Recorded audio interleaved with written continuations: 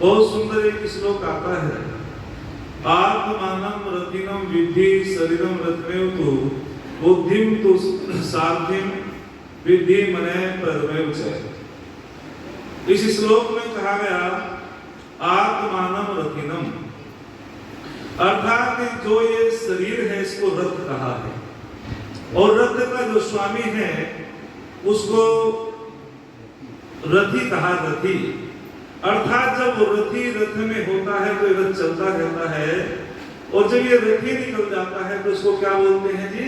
ए रथी, ए रथ। अब इसको चलाने वाला नहीं रहा। इस रथ का जो सारथी है उसको बुद्धि कहा है, रथ का जो लगाम है उसको मन कहा है, और रथ में जो घोड़े हैं उनको इंद्रियां कहा है। तो जो मैं इस श्लोक को आपके बीच में रख रहा हूं, अर्थात जिसके पास कुशल बुद्धि होती है, सारथी अच्छा होता है, कुशल होता है, गाड़ी का ड्राइवर यदि कुशल होता है तो वो अपने गंतव्य पे ठीक प्रकार से पहुंचा देता है। क्यों जी मामा जी वकील साहब? और यदि ड्राइवर अकुशल हो या नशे में हो तो कहीं ना कहीं गड़बड़ कर देता है। तो जो बुद्धि है वो सारथी है, और जिसकी बुद्धि कुशल है, मेधा है, प्रज्ञा बुद्धि है, वितम्बरा बुद्धि है, निश्चित रूपेण वह इस शरीर रूपी रथ को अपने गंतव्य तक ले जा सकता है। लेकिन याद रखना, जो मनुष्य का बना हुआ रथ होता है उसमें बैठ करके तो संसार में ही भ्रमण करते हैं, लेकिन जो परम पिता परमात्मा का बनाया हुआ रथ होता है उसमें बैठ करके जीवात्मा ब्रह्मलोक तक भी चला जाता है। तो जो मनुष्य का बनाया हुआ रथ है, गाड़ी, कार आदि आदि, इससे तो संसार का ही भ्रमण कर सकते हैं, लेकिन जो परमपिता परमात्मा का बनाया हुआ रथ ये शरीर है, साधन है ये शरीर, इसमें बैठ करके जीवात्मा मोक्ष तक जा सकता है। क्योंकि बिना शरीर के आत्मा भी अधूरा है, बिना शरीर ये साधन है। तो मैं भूमिका के रूप में जो इस श्लोक की मैं बात आपके सामने कर रहा हूं, तो जब सारथी कुशल होता है तो निश्चित रूप में वह अपने रथ को ठीक प्रकार से ले जाता है, वहां कामयाबी मिलती है, सफलता मिलती है। तो अर्जुन का जो सारथी नहीं था बल्कि सुसारथी कौन थे जी? योगेश्वर योगीराज श्री कृष्ण महाराज। और वो उनका मानना था कि मैं केवल रथ ही नहीं चलाऊं, इस धर्म के युद्ध को भी तुम्हें जीतना है। तो आइए थोड़ी सी बातें मैं आपके बीच में रखता हूं, कैसे नीतिवान थे योगीराज कृष्ण। यदि योगीराज श्री कृष्ण महाराज ना होते, अर्जुन उस युद्ध को ना जीतता, बिल्कुल ना जीतता, क्योंकि वो सारथी कुशल था, और कुशलता के कारण ही अर्जुन ने उस युद्ध को जीता। आप सभी को विदित है, आज योगीराज श्री कृष्ण महाराज की जन्माष्टमी है, और उन्होंने कहा था वेद के अनुकूल उन्होंने जब भी जो बातें रखी सिद्धांतों की, वे वेदानुकूल ही रखी, लेकिन शिक्षा नहीं लेते। श्री कृष्ण महाराज जी जैसा आप पुरुष इस संसार के अंदर कोई दूसरा नहीं हुआ। स्वामी दयानंद ने आप पुरुष लिखा और कहा कि महाभारत में योगीराज के श्री कृष्ण महाराज के जीवन चरित्र को पढ़ना, वो सदाचारी आप पुरुष का मतलब होता है जिसका एक एक शब्द अनुकरणीय हो, जिसका एक एक शब्द माननीय हो, जिसके एक एक शब्द से शिक्षा मिलती हो, जिसका जो बोलना भी सत्य है, सुनना भी सत्य है, जिसके आचरण में सत्यता हो। ऐसे चरित्रवान योगीराज श्री कृष्ण महाराज जन्म से लेकर मृत्यु पर्यंत तक जिसने कोई पापाचार नहीं किया, कोई गलत कर्म नहीं किया, लेकिन हमारे भागवत वालों ने ऐसे ऐसे दोष लगाए कि हमारे जो कथावाचक हैं उनको सुनकर के लोगों ने उंगली उठानी शुरू की। तो योगीराज श्री कृष्ण महाराज का जीवन चरित्र महाभारत में पढ़ना, वे कैसे सदाचारी थे, वे कितने बुद्धिमान थे, एक एक उदाहरण से पता चल जाता है। कहते हैं कि एक बार श्री कृष्ण महाराज जी रुक्मिणी से पूछने लगे, रुक्मिणी तुम्हारा विवाह रिश्ता तय तो शिशुपाल से हुआ था, और शिशुपाल तो बहुत सुंदर राजा है, लचीला है, और अति सुंदर है तो तुमने मेरे से विवाह क्यों किया? कितना चित्रवान व्यक्ति थे श्री कृष्ण महाराज जी, जो भागवत वाले में न जाने क्या क्या उन पे दोष आरोपित किए हैं। तो रुक्मणी कहने लगी कि महाराज वास्तविक आप बिल्कुल ठीक कहते हैं, शिशुपाल सुंदर है, राजा है, और वास्तविक यदि और योगीराज कृष्ण ने कहा मैं तो उसके मुकाबले में सांवला हूं, तो आपने मेरे से विवाह क्यों किया? ये महिला जो हमारी नारी जाति बैठी है, इनको शिक्षा लेनी चाहिए, सभी को संदेश देना चाहिए। क्या गजब की बात कहती है रुक्मणी कि सुनो महाराज, यदि मैं रूप को देखती तो हो सकता था मेरा विवाह संस्कार शिशुपाल से होता, लेकिन मैंने रूप को नहीं देखा, मैंने तो गुणों को देखा है, और गुणों को देख करके तुमसे विवाह संस्कार किया है। योगीराज कृष्ण ने कहा गुणों में क्या देखा?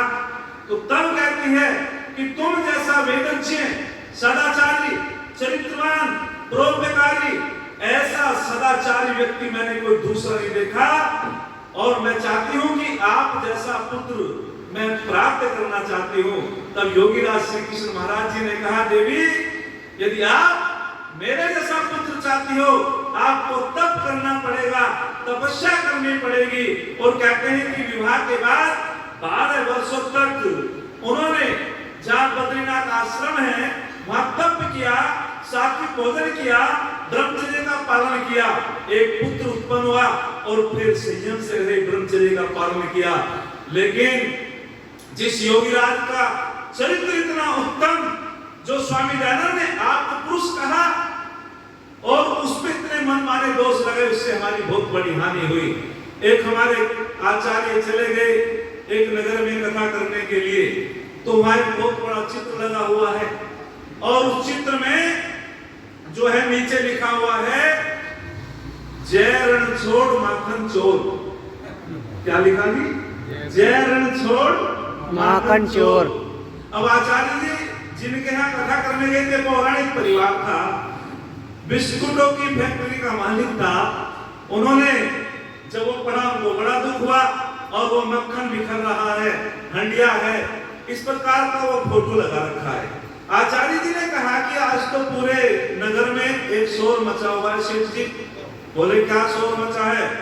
कि ये शोर मचा है कि जो गोपाल नाम के सेठ हैं, उनके लड़कों ने बिस्कुटों की चोरी कर ली। बोले पंडित जी महाराज, कहीं तेरे दिमाग में गड़बड़ तो नहीं? बोले क्या हुआ? कि मैं फैक्ट्री का मालिक हूँ, लाखों बिस्कुट मेरी फैक्ट्री में बनते हैं, 10-12 किलो बिस्कुट तो व्यर्थ में चले जाते हैं, और तुम कहते हैं कि तुम्हारे बेटे ने जो है बिस्कुटों की चोरी कर ली, आपको दक्षिणा नहीं लेने गया, आपका दिमाग सही है गलत है? तो जब आचार्य जी ने कहा कि हे सेठ जी, जब तुम्हारी फैक्ट्री में लाखों बिस्कुट बनते हैं और 10-12 कचरे में चले जाते हैं 10-12 किलो, और आपके बेटे बिस्कुटों की चोरी नहीं कर सकते, तो भगवान कृष्ण जी के पास तो 9 लाख गाय थी, और उसी को नंद कहा जाता था जिसके यहाँ 9 लाख गाय हो, और एक-एक गाय 20-20 से एक-एक समय में दूध देती थी। तो योगीराज कृष्ण ने किसकी चोरी की? जिसके यहाँ दूध की नदियां बहती हो, मक्खन दही की। बताओ, अभाव में तो चोरी होती है आचार्य जी। जब किसी वस्तु का अभाव होता है, शास्त्र का नियम है, तभी तो चोरी होगी। योगीराज कृष्ण, अरे जो गोकुल में कंस के व्यक्ति जबरदस्ती घी दूध ले जाया करते थे, वे तो सरहद में जाकर के उनसे वापस लेते थे कि ये हमारी प्रजा का है, इस पे हक हमारा है, वे चोरी नहीं करते थे। और पता है इन दोषों को लगाने से कितना बड़ा हानि हुई हमारे समाज में। ऋषि दयानंद से एक ने पूछा, स्वामी जी कहीं आपसे गड़बड़ तो नहीं हो गई? बोले क्यों? कि आपने आप तो पुरुष लिखा है, और आप पुरुष का मतलब होता है जिसने जन्म से लेकर मृत्यु पर्यंत कोई पाप कर्म ना किया हो, ऐसा एक-एक शब्द इसका प्रमाणित हो, अनुकरणीय हो। बोले मैंने तो कोई गलत बात नहीं लिखी इसके बारे में। बोले जी तो महाभारत में हम पढ़ते हैं, वो तो छल किया उसने। तो बोले क्या छल किया? कि एक तो महर्षि वेदव्यास ने स्पष्ट लिख दिया कि जब महाभारत का युद्ध हो रहा है, आचार्य द्रोण भयंकर लड़ाई लड़ रहे हैं, तो योगीराज कृष्ण ने कहा यदि ये आचार्य जी नहीं रुके तो 3 दिन में सबको समाप्त कर देंगे, इसको रोकना पड़ेगा। तो अर्जुन के पास गए, चिंतित हो गए अर्जुन से जाकर के निवेदन किया। अर्जुन बोला बताओ माधव, बोले तुम्हें एक बात कहनी पड़ेगी कि अश्वत्थामा मारा गया। बोले जी वो तो नहीं मारा गया, मैं कैसे बोलूं? बोले नहीं बोले तो देख ले क्या होगा परिणाम। बोले चलो। तो अर्जुन ने जाकर कहा गुरुजी अश्वत्थामा मारा गया। बोले मैं तेरा यकीन नहीं करता, वो तो गुरु था, तेरा विश्वास नहीं, पता नहीं योगीराज कृष्ण क्या कहने वाले, मैं तो युधिष्ठिर का विश्वास करूंगा। फिर युधिष्ठिर के पास पहुंचे और जाकर के निवेदन किया युधिष्ठिर महाराज से। युधिष्ठिर ने कहा मैं तो नहीं बोलूंगा झूठ, जब अश्वत्थामा नहीं मारा गया तो अश्वत्थामा नाम का एक हाथी था, वो भीम से मरवा दिया। योगीराज कृष्ण ने कहा अच्छा एक काम तो कर, चल अश्वत्थामा जो हाथी है उसको ही कह दे कि अश्वत्थामा मारा गया, और बाद में कह देना हाथी, और ये तो कह दूंगा। अब जब आचार्य द्रोण के पास गए युधिष्ठिर, तो आचार्य द्रोण ने कहा कि मैं पूछना चाहता हूं क्या अश्वत्थामा मारा गया? बोले गुरुजी अश्वत्थामा मारा गया, परंतु नर नहीं हाथी। वहां शब्द बजा दिया, बाद के सब सुनने नहीं दिए, उन्होंने शस्त्र फेंक दिए और धृष्टद्युम्न ने आकर के उनका सर अलग कर दिया। तो ऋषि से शंका की कि बताओ उन्होंने तो छड़ के इतने बड़े महारथी को मरवा दिया, और आप उनको आप तो पुरुष लिखते हो कि जिन्होंने कोई पाप नहीं किया। तो स्वामी दयानंद ने कहा कि तुमने ध्यान से नहीं सुना जो मैंने आर्य समाज के नियम बनाए। बोले जी मैंने ध्यान से पढ़ा है। बोले एक बार और पढ़, बुद्धि ठीक करके पढ़। बोले जी मैंने तो कई बार पढ़ा है।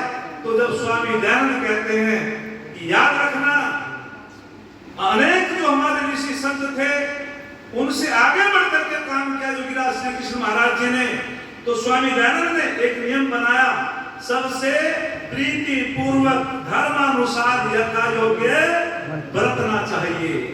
तो योगीराज कृष्ण के बारे में स्वामी दयानंद कहते हैं कि जो नियम है वास्तविक रूप से कृष्ण भगवान का जीवन ऐसा ही था।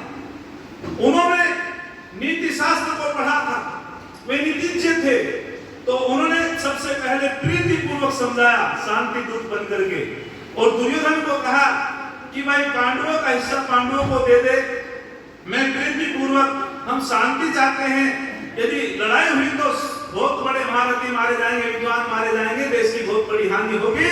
तो वो निवेदन करता है, प्रीति पूर्वक समझाता है प्यार से। दुर्योधन ने कहा बिल्कुल नहीं दो, सुई की नोक बराबर जमीन नहीं दो। फिर धर्म का उपदेश देते हैं, फिर धर्म से समझाते हैं कि ये कानून कहता है, नियम कहता है, धर्म शास्त्र कहता है, जो किसी के साथ बेईमाना करता है उसका पतन होता है। दुर्योधन आग बबूला हो गया, और आग बबूला होकर के कहने लगा अच्छा हमें उपदेश करता है, मैं युवराज हस्तिनापुर का, और पता है तुम्हें मेरे बारे में मैं तुम्हें भी बंदी बना सकता हूं। तो तब योगीराज कृष्ण ने कहा था अच्छा मुझे बंदी बनाएगा। सुन दुर्योधन, कभी भी क्रोध रूपी बाण नम्रता रूपी कवच पर प्रहार नहीं कर सकते, और क्रोध का जो रास्ता होता है वो विनाश का रास्ता होता है, क्रोध का जो रास्ता होता है वो पतन का रास्ता होता है, और शांति का जो मार्ग होता है वो उन्नति का होता है। और तू विवश मत कर अपनी माता गंधारी को अपने सौ पे होने के लिए। और फिर क्या कहा जब नहीं माना, ना प्रीति से माना, ना धर्म से माना, फिर यथा योग बरतना चाहिए। हाँ जी, यथा योग बरतना चाहिए। और अर्जुन को जाकर के उपदेश दे दिया, ये जो अधर्म की तरफ से खड़े हैं, अरे इनमें तो अपना बाबा या पितामह या ताऊ गुरु भाई बदमान ये सारे अधर्मी हैं। अधर्म से ही इनको मारना धर्म है। जिस कार्य के करने से देश की रक्षा होती हो, संस्कृति की रक्षा होती हो, वो अधर्म भी धर्म होता है। अपने स्वार्थ में उन्होंने छल नहीं किया। अरे शिशुपाल को मारा, उनके बेटे सहदेव को राज्याभिषेक कर दिया। शिशुपाल का जो बेटा था महिपाल का राज्याभिषेक कर दिया। जरासंध को मारा, जरासंध को मरवा करके सहदेव का राज्याभिषेक कर दिया। और कंस को मारा, जिन्होंने अधर्म फैलाया, जो संस्कृति की धज्जी उड़ा रहे थे, उनके पिताजी का राज्याभिषेक कर दिया। और चाहता तो वो हस्तिनापुर की राजगद्दी पे भी बैठ सकता था, लेकिन वो पांडवों को दे दी। जिस व्यक्ति ने धर्म के लिए, देश के लिए, संस्कृति के लिए अपना जीवन न्यौछावर किया हो, ऐसे थे हमारे महान